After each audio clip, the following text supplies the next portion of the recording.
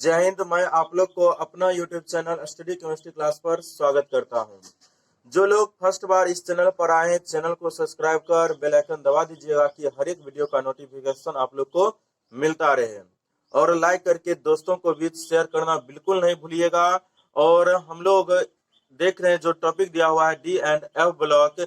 इसमें हम लोग पिछले क्लास में कुछ टॉपिक कर चुके हैं, जिसमें आपको डी ब्लॉक एलिमेंट कहेंगे किसको, आपको इलेक्ट्रॉनिक विन्यास क्या होता है, उसके बाद परमाणु त्रिज्या कैसे परिवर्तित होते हैं डी ब्लॉक एलिमेंट में। उसके बाद आज हम लोग थर्ड और फोर्थ टॉपिक पर बात करेंगे, जिसमें आपका होगा ऑक्सीकरण अवस्था और चुंबकीय गुण। उससे पहले आप लोग देखिएगा क्या लिखा हुआ है। न तकलीफ न संघर्ष, न तकलीफ न संघर्ष, खाक मजा है जीने में।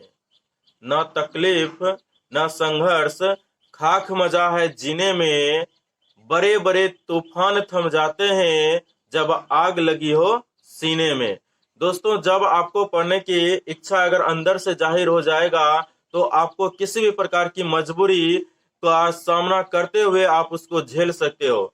जैसे आपको अगर मान के चलो नदी के सामने अगर कोई पहाड़ खड़ा कर दिया जाए तो वह अपना रास्ता खुद ढूंढ लेता है, उसी प्रकार आपके नजदीक अगर जितना भी मुसीबत आ जाए आप अपना रास्ता ढूंढ सकते हो। उसी तरह जिस तरह नदी अपना रास्ता खुद ढूंढ लेती है। तो आप समझ जाइए, आपके पास अगर मजबूरियां आ रही है तो सोचिए कि आपको कुछ अच्छा करने का मौका मिला, तो आप इससे डिमोटिवेट मत होइए कि हमारे पास ये मजबूरी है वो मजबूरी है। इसीलिए हमने लाए हैं न तकलीफ न संघर्ष, तो खाक मजा है जीने में। जब जीने में बड़े बड़े तूफान थम जाते हैं जब आग लगी हो सीने में। यानी जब आपको सफलता के लिए अंदर इच्छा जाहिर हो जाएगा तो आपको कोई नहीं रोक सकता है। तो आज के टॉपिक पर हम लोग चले, तो इसमें आपका है ऑक्सीकरण अवस्था। ऑक्सीकरण अवस्था क्या होता है कि आपको कोई भी परमाणु होते हैं, या तो इलेक्ट्रॉन ग्रहण करने की क्षमता होती है या तो इलेक्ट्रॉन त्यागने की क्षमता होती है। कुछ ऐसे परमाणु हैं जो इलेक्ट्रॉन ग्रहण करते हैं, कुछ त्याग करते हैं। तो जनरली आपको अधातु जो होते हैं वो इलेक्ट्रॉन ग्रहण करते हैं और धातु इलेक्ट्रॉन का त्याग करते हैं। लेकिन आपको हमने ये नहीं कहा कि अधातु हमेशा इलेक्ट्रॉन ग्रहण ही करेगा, वो भी त्याग करते हैं कंडीशन पे। लेकिन अभी नॉर्मली हम लोग बात करें तो धातु हमेशा इलेक्ट्रॉन त्याग करता है और धातु इलेक्ट्रॉन ग्रहण करता है। जिसमें हम लोग ऑक्सीकरण अवस्था जो उसको बोलते हैं कि जो जितना इलेक्ट्रॉन वो अभिक्रिया में भाग लेते वक्त या किसी परमाणु से जुड़ते वक्त जितना इलेक्ट्रॉन का शेयरिंग किया या स्थानांतरण किया। स्थानांतरण उसको बोलते हैं जब एक परमाणु का इलेक्ट्रॉन दूसरे परमाणु के इलेक्ट्रॉन पर चला जाए तो उसको बोलेंगे स्थानांतरण। और जब एक परमाणु का इलेक्ट्रॉन दूसरे परमाणु के इलेक्ट्रॉन से साझेदारी करके तब बंधन में भाग ले तो उसको हम बोलते हैं सहसंयोजक बंधन। जब इलेक्ट्रॉन का स्थानांतरण हो गया तो आयनिक, और जब आपको साझेदारी केवल होगा तो उसको सहसंयोजक बंधन। तो ऑक्सीकरण अवस्था आपको होते हैं कि किसी परमाणु के द्वारा इलेक्ट्रॉन ग्रहण करने की क्षमता क्या है या त्यागने की क्षमता क्या है। तो हम लोग को डी ब्लॉक को जो एलिमेंट है इसमें सभी धातु है, इसका मतलब ये है कि सभी के पास इलेक्ट्रॉन त्यागने की क्षमता होती है, क्योंकि धातु आपको कभी भी इलेक्ट्रॉन ग्रहण नहीं करेगा, यह केवल इलेक्ट्रॉन को त्याग करेगा या तो शेयरिंग कर सकता है। अगर हम इसमें बात करें कि 3D श्रेणी में आपको जो डी ब्लॉक एलिमेंट होते हैं उसमें 3D श्रेणी का ऑक्सीकरण अवस्था पूछा जाता है, तो उसमें आप ध्यान दीजिएगा, हम याद करने के लिए बिल्कुल ट्रिक बनाया हूं जिसमें आप स्कैंडियम से प्रारंभ करोगे जिंक तक जा सकते हो। स्कैंडियम आपका क्या है, ध्यान रखना है कि आप जैसे इलेक्ट्रॉनिक विन्यास पढ़ते हो स्कैंडियम का या किसी का भी अगर पढ़ोगे तो हम स्कैंडियम का लिखे, इसका एटॉमिक नंबर होता है 21 और इसका इलेक्ट्रॉनिक विन्यास आपका होता है Ar4s2 3d1। तो जनरली हम लोग ये पढ़ते हैं कि जो बाह्यतम कक्षा में इलेक्ट्रॉन होते हैं वह केवल रासायनिक अभिक्रिया में भाग लेता है, या वो केवल वही साझेदारी में भाग लेगा या इलेक्ट्रॉन का स्थानांतरण करेगा। लेकिन ध्यान दीजिएगा कि डी ब्लॉक में कुछ अलग तरीका से होता है। जो आप ये बोल रहे हो ना केवल बाह्यतम कक्षा का इलेक्ट्रॉन ही भाग लेगा, तो आपको ये केवल एस और पी में काम करते हैं। लेकिन हम लोग पढ़ रहे हैं डी ब्लॉक, डी ब्लॉक में आपको कुछ अपवाद भी मिलते हैं जिसमें से आपको एक ऑक्सीकरण अवस्था भी है कि इसके बाह्यतम कक्षा के इलेक्ट्रॉन तो भाग लेता ही है, साथ साथ इसके 3D श्रेणी के इलेक्ट्रॉन भी रासायनिक अभिक्रिया में भाग लेते हैं। जब रासायनिक अभिक्रिया में ये भाग लेगा तो आपको बाह्यतम कक्षा में केवल 2 इलेक्ट्रॉन है, तो 2 इलेक्ट्रॉन का तो ये त्याग करेगा, यानी कि कम से कम +2 ऑक्सीकरण अवस्था तो दिखाएगा ही। उसके बाद 4s और 3d इलेक्ट्रॉन के बीच ऊर्जा का अंतराल कम होने की वजह से इसके आंतरिक कक्षा का भी इलेक्ट्रॉन अभिक्रिया में भाग लेता है। आपको जो ये पढ़ते हो बाह्यतम कक्षा केवल लेता है एसपी में, इसका वजह है कि आंतरिक कक्षा के इलेक्ट्रॉन भाग नहीं लेते, क्योंकि उसके एनर्जी गैप यानी कि ऊर्जा का अंतराल बहुत अधिक होता है। लेकिन डी ब्लॉक में एस और डी के बीच ऊर्जा का अंतराल कम होने की वजह से इसका भी इलेक्ट्रॉन भाग लेगा। जब इसके इलेक्ट्रॉन भाग लेंगे तो आप जानते हो एस में 2 और डी में 1 से 10 तक, तो स्वाभाविक बात है कि यह परिवर्तनशील ऑक्सीकरण अवस्था दिखाएंगे, जिसके कारण इसको हम क्या बोलते हैं, संक्रमण तत्व बोलते हैं। पूछेगा डी ब्लॉक के तत्व को संक्रमण तत्व कहा जाता है क्यों, तो आप समझ जाइए डी ब्लॉक के तत्व को संक्रमण तत्व कहा जाता है क्यों। इसका रीजन है कि डी ब्लॉक के तत्व परिवर्तनशील ऑक्सीकरण अवस्था दिखाते हैं, इसलिए डी ब्लॉक के तत्व को क्या बोला जाता है, संक्रमण तत्व बोला जाता है। तो डी ब्लॉक से एक ऐसे भी सवाल आते हैं कि किसी भी श्रेणी में, संक्रमण श्रेणी में केवल 10 ही तत्व क्यों होते हैं। इंपॉर्टेंट क्वेश्चन है ये। किसी भी डी श्रेणी में आपको, या किसी भी संक्रमण श्रेणी में हम लोग पढ़ चुके हैं 4 प्रकार के संक्रमण श्रेणी, 3D, 4D, 5D और 6D। पूछा जाए कि केवल 10 ही एलिमेंट क्यों होते हैं, तो आप जानते हो डी कक्षा में केवल 10 ही इलेक्ट्रॉन होते हैं, जिसके कारण केवल कितने इलेक्ट्रॉन पाए जाएंगे, आप 10 इलेक्ट्रॉन होते हैं, जिसके कारण किसी भी श्रेणी में केवल 10 ही एलिमेंट पाए जाएंगे। तो आपसे क्वेश्चन लिखा जाए कि जो डी ब्लॉक के तत्व को संक्रमण तत्व क्यों कहते हैं, तो क्या बोलेंगे कि डी ब्लॉक के तत्व को संक्रमण तत्व कहा जाता है क्योंकि इसमें परिवर्तनशील ऑक्सीकरण अवस्था प्रदर्शित करने की क्षमता होती है।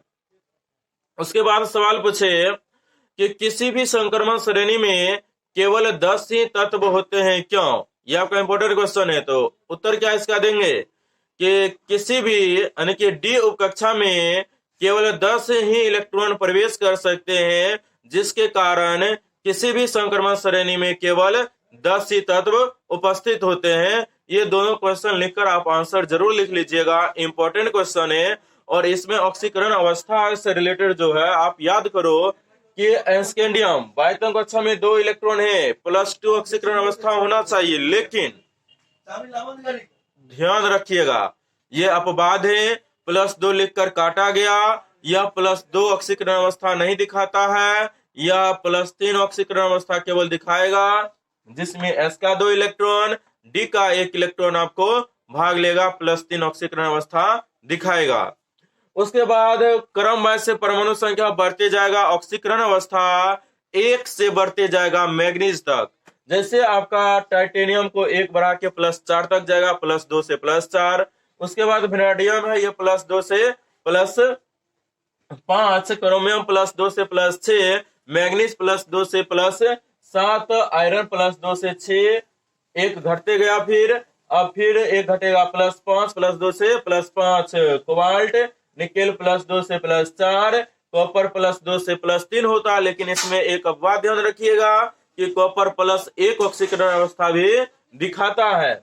उसके बाद आपको जिंक है, जिंक +2 दिखाएगा, या +3 ऑक्सीकरण अवस्था नहीं दिखाता है।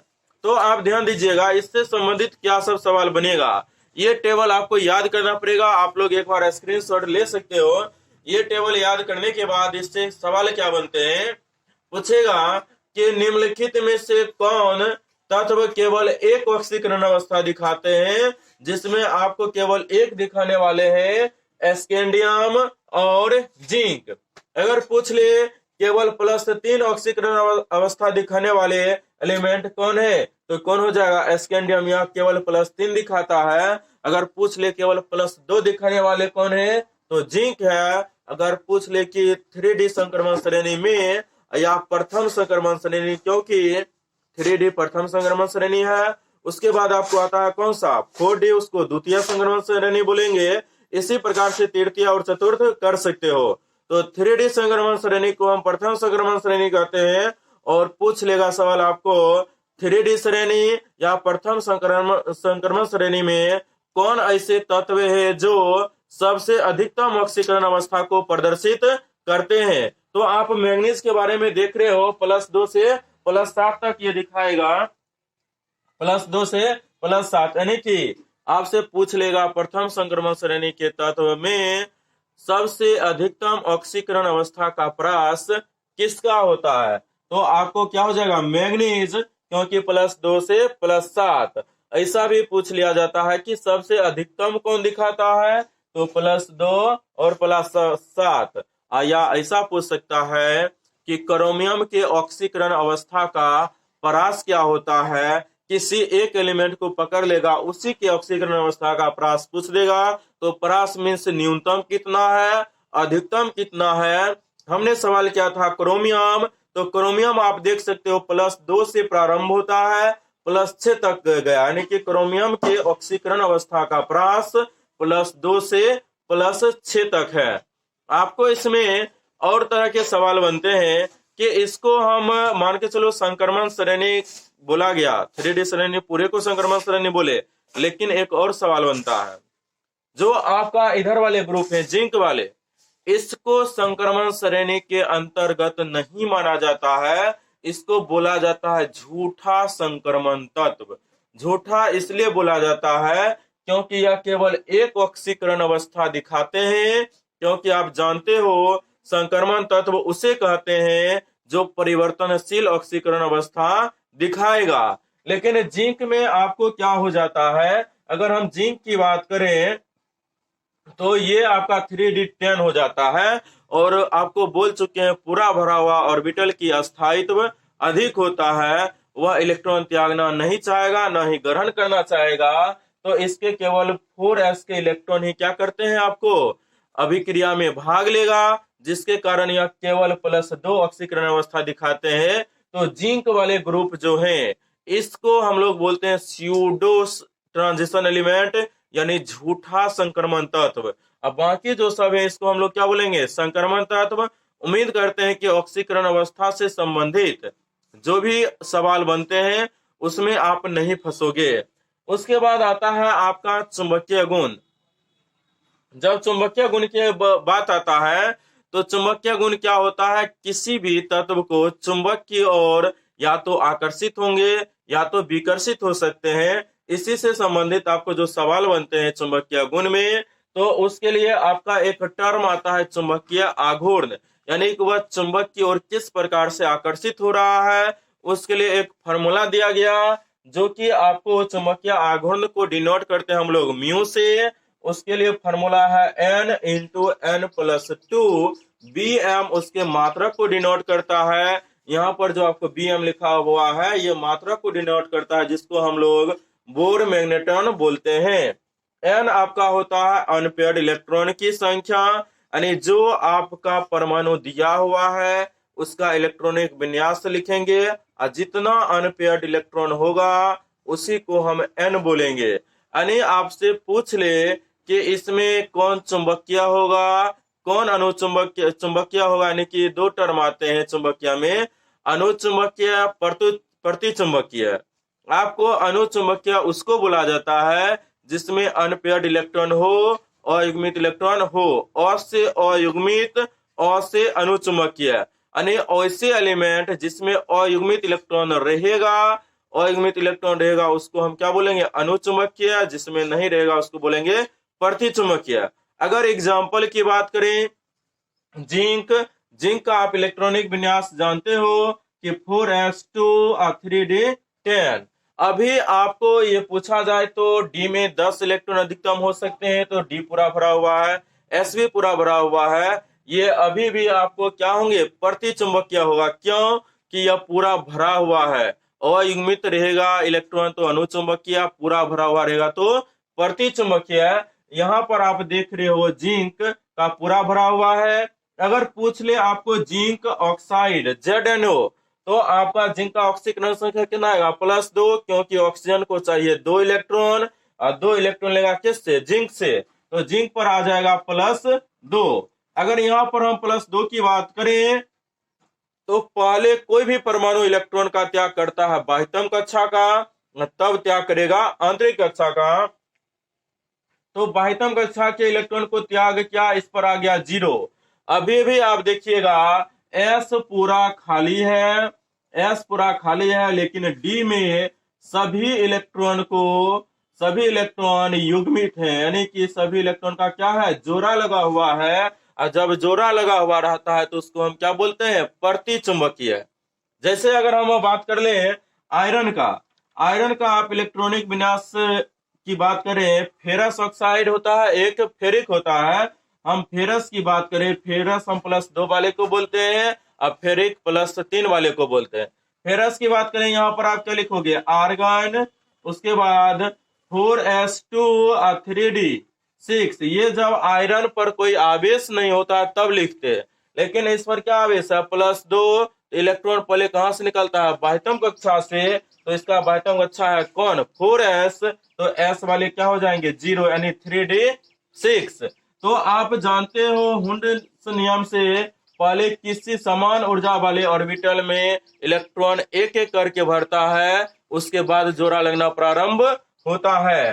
तो यहाँ पर आप देख रहे हो कि 6 इलेक्ट्रॉन है, एक एक करके भरा, 5 हो गया, और एक आपका यहाँ से लगा, तो जोड़ा लगा। लेकिन आपको 4 अयुग्मित इलेक्ट्रॉन है, जब आपको एक भी इलेक्ट्रॉन अयुग्मित रहेगा तो वह आपको अनुचुंबकीय कहलाएगा, और सभी के सभी जोड़ा लग जाएगा तो उसको बोलेंगे प्रतिचुंबकीय। आपसे पूछ ले संक्रमण तत्व सामान्यतः अनुचुंबकीय होते हैं क्यों, इसका आंसर क्या बोलेंगे, संक्रमण तत्व सामान्यतः अनुचुंबकीय होते हैं क्योंकि उसमें अयुग्मित इलेक्ट्रॉन उपस्थित होते हैं। आपका किसी भी एलिमेंट के बारे में बोल दे कि यह अनुचुंबकीय है, उसका एक ही रीजन है कि इसमें अयुग्मित इलेक्ट्रॉन पाया जाएगा। और अब बताओ, जिसमें जितना ज्यादा अयुग्मित इलेक्ट्रॉन रहेगा n का मान उतना अधिक, क्योंकि n क्या है, मेरा अयुग्मित इलेक्ट्रॉन की संख्या।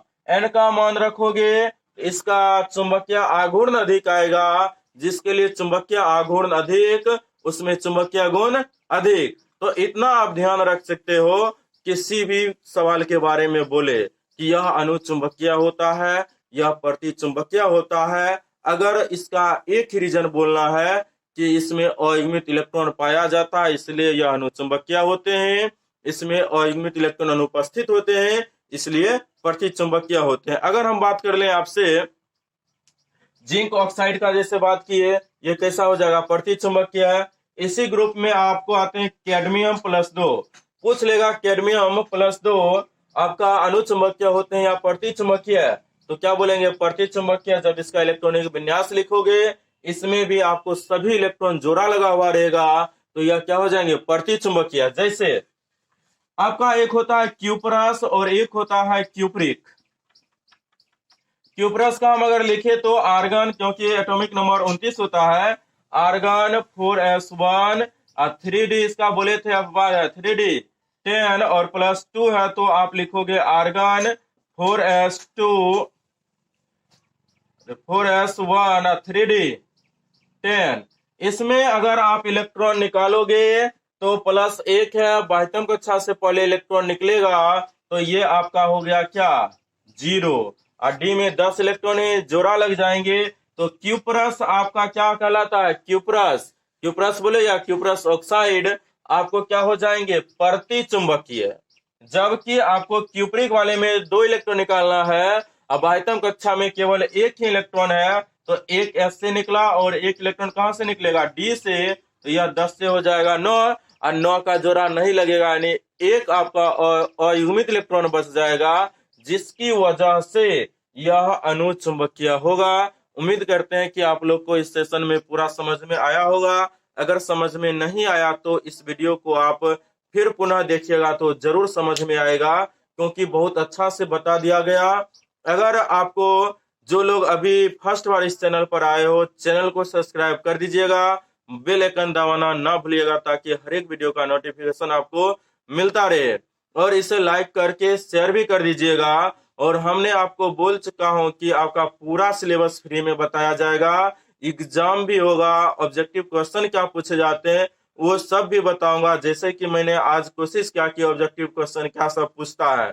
जैसे मैग्नीज में आपको बताया था कि क्या पूछेगा, परास से रिलेटेड पूछ सकता है, अधिकतम न्यूनतम ऑक्सीकरण अवस्था पूछ सकता है, तो मैग्नीज की ऑक्सीकरण अवस्था की स्टेबिलिटी पूछ सकता है, तो +2 और +7 की स्टेबिलिटी क्या होता है, अधिक होता है। अगर कॉपर के लिए पूछ ले तो +3 और +6 की स्टेबिलिटी अधिक होता है। कॉपर सॉरी, आपका क्रोमियम के लिए पूछ ले तो +2 और +3 और +6 की स्टेबिलिटी अधिक होता है। और कॉपर के लिए अगर पूछे तो +1 और +2 की स्टेबिलिटी अधिक होता है। अगर आयरन के लिए पूछेगा तो क्या बोलेंगे, +2 और 3, क्योंकि आप लोग जानते हो फेरस और फेरिक, +2 वाले को बोलते हैं क्या, फेरस, +3 वाले को बोलते हैं फेरिक। तो इस प्रकार से जितने भी संबंधित सवाल थे हमने करने का कोशिश किया, और उम्मीद करते हैं कि आप लोग को समझ में आया होगा। आज का सेशन यहीं पे समाप्त करते हैं। इसके लिए thank you, best of luck.